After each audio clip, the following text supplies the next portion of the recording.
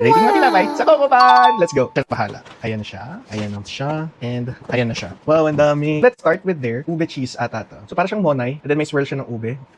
Yung parang nilalagay sa panderegla. So yung tsura niya. Wow, lambot. Gando. Ba natin?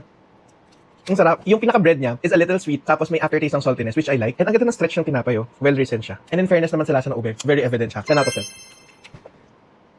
Cheese bread eh. 8 out of 10. I just hope siguro parang gusto ko ng mas cheesy. Kasama niya ito. Ano kaya itong plate na to? Ay, pandikoko? Oo, pandikoko.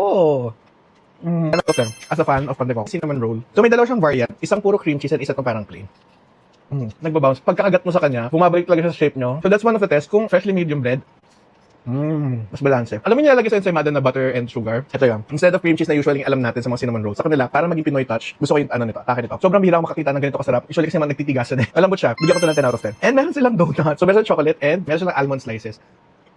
Meron siyang aftertaste na ano, parang pag kumain ka ng yogurt, yung dulong-dulong taste, di ba pag nalunok mo na, wala na laman yung bibig mo. Yung aftertaste ng yogurt, parang ganun siya sa bread. It's springy, at the same time stretchy pa rin siya. Perfect donut. How I wish siguro, mas masarap siya kung medyo crispy pa. But this one, ang perfect na pagkakaluto niya. Bigyan ko ito ng 8 out of 10. For a donut na usually dapat airy, medyo dense siya. Chocolate ang gamit nila is dark, which I like, hindi ko katamisan. It's a little stretchy, springy. So siguro yung version nila ng donut, yung dough, minasa lang ng minasa. Bigyan ko ito ng 8 out of 10. Meron siyang custard or parang siyang Bavarian sa loob. There's this contrasting taste from the dark chocolate and yung creaminess ng pinaka-loob. Tapos ganitong type ng bread, ang sarap. Effective siya, 10 out of 10. Ang sarap ito. Then meron din siyang strawberry version.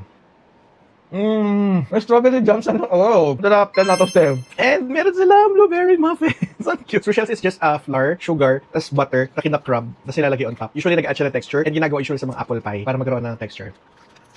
Ang dense na din. Hindi siya pinipid sa pinaka-blueberry. Ang gusto ko sa kanya, di ba yung pinaka-butter mix na ginagawa nila for the muffin? Nilagyan din nila ng blueberry puree kasi lasang-lasa ba rin yung blueberry dito. Hindi lang sila on top or sa gitna. Well distributed yung lasa sa bibig mo and may crunch kang nakukuha from the shells sa taas. 10 out of 10. Wow, ang laki ng bread nila. Spanish ba to? So, Spanish bread ba to? Kasi may nalalasahan ako sa kanyang tuna. For some reason, hindi ko ma-distinguish, pero mukha siyang Spanish bread sa akin. May sweetness sa loob. Nalalasahan ko siya yung tuna. Ang ganda ng pagkakabake ng tinapay. It's crispy pa rin, up until now. Next naman, ito ang pinaka-umaalingasaw out of all. Pagbukas ng box, amoy tuna siya, amoy herb siya. Para siyang Italian seasoning sa akin. Cheese bread siya. Italian seasoning with cheese bread. Parang borderline ng garlic bread na malambot. Meron 7 out of 10. Para mas maganda siyang may palaman pa. Either tuna, mismo, puree, or anything na savory para mas maging effective. And ang cute, meron silang pigs in blanket to. May sausage. Chop. 10 out of 10. Sulit to. Next naman is itong may bako-bako. Bread nila. 10 out of 10. Meron din silang version ng mga floss. 10 out of 10. And last but not the least, ito na. Tingnan natin.